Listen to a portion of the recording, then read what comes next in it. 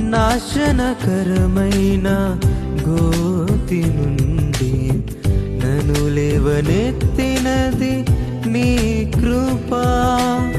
నీ కృపలోనే నా జీవితం కడవరకు కొనసాగించేదన్. నీ కృపలోనే నా జీవితం కడవరకు కొనసాగించేదన్. యేసయ్యా యేసయ్యా నీ కృపా చాలయ్యా.